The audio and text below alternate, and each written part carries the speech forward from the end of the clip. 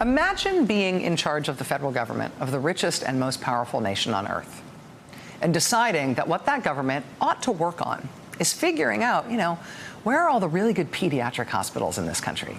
And then trying to figure out if there might be kids in those hospitals who are currently receiving ongoing treatment that is saving their lives. So you could somehow figure out a way to force a stop to that treatment and kick those kids and their families out of this country so that they can no longer get the care that's keeping them alive. Kids with cystic fibrosis, kids with cancer, kids with rare diseases.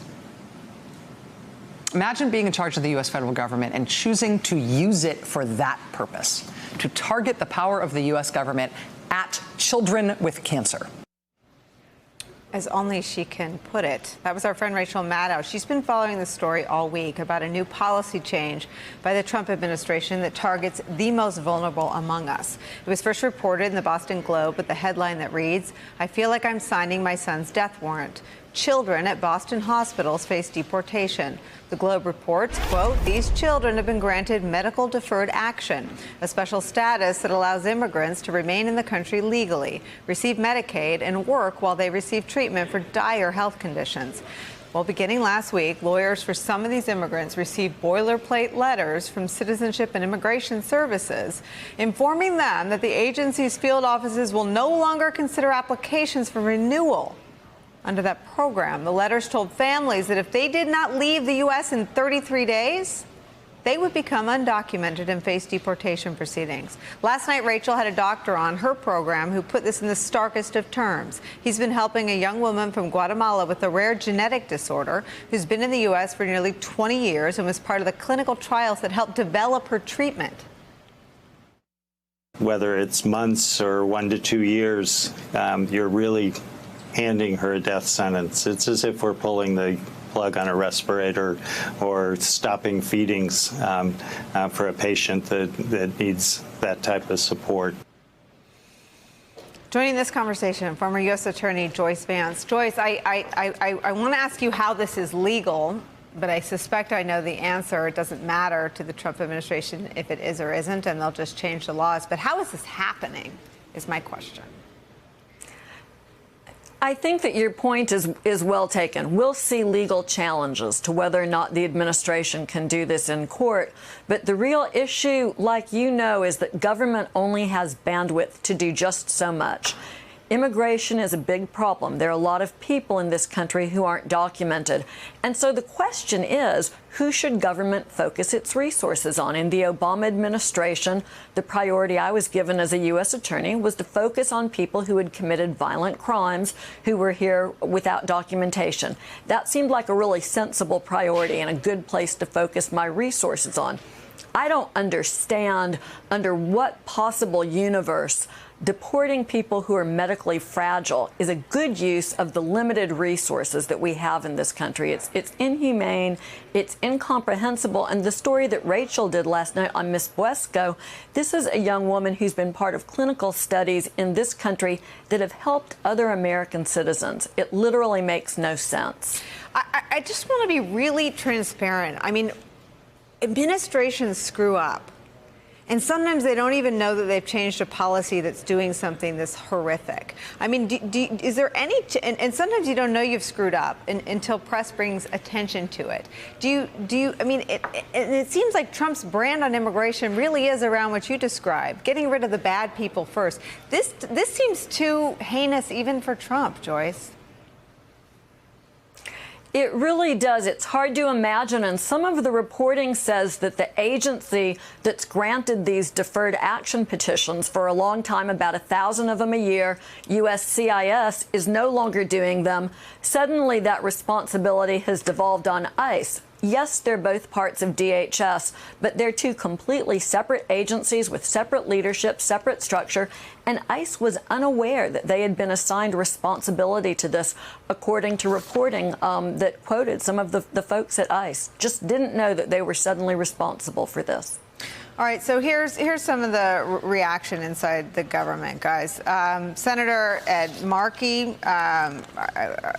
it's happening in the state. It's unconscionable. It's wrong. And we are here to say that we will fight. We've gathered many times in the last 2.5 years since Donald Trump was inaugurated. Many times. These same groups have come together. We have now reached the bottom, though the most inhumane of all of Donald Trump's policies. Joe Biden says he's seeking to deport sick kids, seeking life-saving medical treatment in the U.S. Like every bully, he's trying to make himself seem stronger by picking on the most vulnerable among us. Do you think this holds up, or do you think this is kind of the story where they say, oh, no, let's get rid of the gang members first? Well, I think, look, I mean, first of all, Biden mentioned this in South Carolina yesterday, and you could literally hear gasps in the audience because most people hadn't heard this story yet, and he was laying it out. He was very emotional, and it was a really, really powerful political moment if you want to look at this through political eyes, which you have to. You know what? You want to hear it? If we have that. Let's show them what you saw. He's seeking to deport sick kids, seeking life-saving medical treatment in the United States. Like every bully, he's trying to make himself seem stronger by picking on the most vulnerable among us. Yeah, I mean, again, very powerful moment. And he also, I mean, it was very deft. He sort of puts it into the context of a bully picking on the most vulnerable citizens. And again, this could be the bridge too far on the immigration issue. I mean, it's a hard thing to defend, even if you are as hawkish on immigration as a lot of Donald Trump supporters are.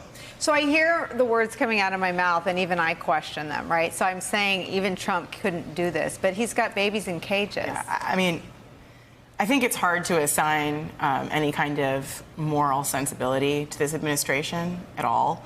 But that said, knowing a little bit about how government works, you do have to wonder, with all of the chaos, especially that his immigration leadership has undergone, does anyone know how this exactly happened? I mean, who made this administrative change? And I just have to say that, you know, one of the roles that journalists play, right, is accountability journalism and figuring out exactly who is responsible for making this decision, who can fix it, and where the buck falls. Or do they see it as a problem at all, right? Right, or was this intentional? Is this a political move? I mean, all of those questions are things that I know that our colleagues are working on right now. And will the Democrats stay on this?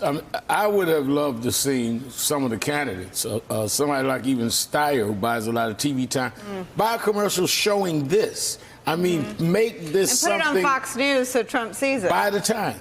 And make it something that's in everybody's living room. The problem is that when he does these despicable things and immoral things, it goes to another news story. And they need to start, the DNC or somebody, to really freeze it in time and just penetrate that in the American mind, because most Americans would never go for that.